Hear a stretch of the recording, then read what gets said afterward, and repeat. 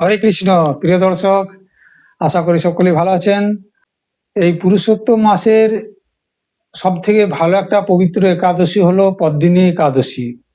এই একাদশী ব্রতটি আগামী 27শে মে বুধবার দিন হলো উপবাস, আর তার আগের দিন অর্থাৎ 26শে মে মঙ্গলবার হলো ব্রত সংকল্প। আর এই ব্রত পালনের দিন হলো 28শে মে। পালনের সময় হলো বৈষ্ণব পঞ্জিকা অনুযায়ী ভোর 4টা 50 থেকে সকাল 7টা 59 মধ্যে। এই ব্রতটির পালনের সময়টি একটি বিশেষ গুরুত্বপূর্ণ বিষয়। এই পালনের সব থেকে শুভ মুহূর্ত যেটা, সেটা জানা অবশ্যই দরকার। এটি বাংলাদেশ সহ সমগ্র ভারতবর্ষে একটা শুভ মুহূর্ত। এই শুভ মুহূর্তটি ভিডিওর শেষে আমি বলছি, কিন্তু তার আগে বলি, এই পুরুষোত্তম মাস প্রায় 3.25 বছর পর একবার পাওয়া যায়। এটি সম্পূর্ণ ভগবান বিষ্ণুর নাম জপ করার জন্য, ভগবানের গুণগান করার জন্য, বেশি বেশি করে ধর্মগ্রন্থগুলি পাঠ করার জন্য, মানুষের বেশি পুণ্য অর্জনের জন্য। তাই এই পুরুষোত্তম মাসে প্রতিটি দিন সকাল এবং সন্ধ্যাবেলায় যতটা সম্ভব ভগবানের নাম গান করুন, বেশি বেশি করে ধর্মগ্রন্থগুলি পাঠ করুন। বিশেষ করে শ্রীমদ্ ভাগবত গীতার 12শ অধ্যায়টি পাঠ করুন, শ্রীমদ্ ভাগবত মহাপুরাণের মাহাত্ম্য কথাগুলি পাঠ করুন। এতে প্রচুর জ্ঞান অর্জন হবে, সেই সাথে পুণ্য অর্জন হবে। এবার আসি মাহাত্ম্য কথা। একবার দেবর্ষি নারদজি পুলস্থ মুনিকে জিজ্ঞাসা করলেন এই পদ্মিনী একাদশীর কথা। তখন পুলস্থ মুনি দেবর্ষি নারদজিকে বললেন যে ত্রেতা যুগে কৃতবীর্য নামে একজন প্রসিদ্ধ রাজা ছিলেন। সেই কৃতবীর্য রাজার 1000 স্ত্রী ছিল। ওই 1000 স্ত্রীর মধ্যে পদ্মিনী নামে একজন স্ত্রী ছিল। সেই পদ্মিনীর বাবা ছিল রাজা হরিশ্চন্দ্র, অর্থাৎ রাজা হরিশ্চন্দ্রের মেয়ে ছিল পদ্মিনী। সেই পদ্মিনী ছিল অত্যন্ত স্বামী ভক্ত। রাজা কৃতবীর্য খুব ভালো রাজা ছিলেন, কিন্তু তার ভাগ্য ছিল খুব খারাপ। তার 1000 পত্নী থাকা সত্ত্বেও তার কোনো পুত্র সন্তান ছিল না। সেটাই ছিল তার সব থেকে বড় দুঃখের কারণ।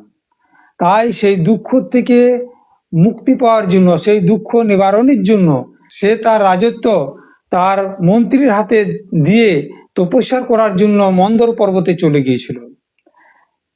সেই রাজার সাথে পদ্মিনীও গিয়েছিলেন, কারণ পদ্মিনী ছিলেন পতিব্রতা।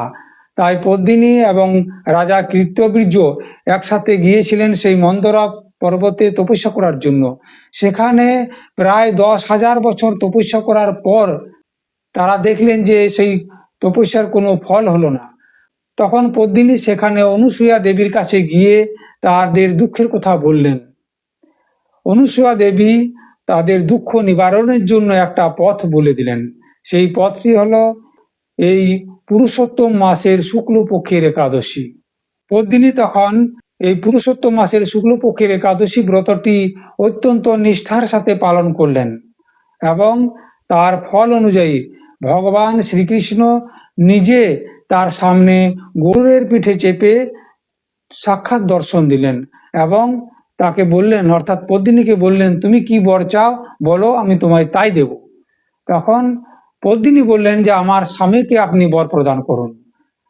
তার স্বামী অর্থাৎ কৃতবীর্যকে ভগবান বললেন, বলো কি বর চাই। তখন কৃতবীর্য ভগবান বিষ্ণুর কাছে প্রার্থনা করলেন যে হে প্রভু, আমাকে এমন একটা পুত্র প্রদান করুন যাকে কোনো দেবতা, রাক্ষস, অসুর এবং কোনো গন্ধর্ব যেন পরাজিত করতে না পারে। তখন ভগবান বললেন ঠিক আছে, তাই হবে। এই বলে ভগবান সেখান থেকে চলে গেলেন। এরপর ভগবানের এই আশীর্বাদ অনুসারে রাজা কৃতবীর্যের একটা প্রচন্ড শক্তিশালী পুত্র জন্ম হলো। কৃতবীর্য তার পুত্রের নাম দিলেন কার্তবীর্য।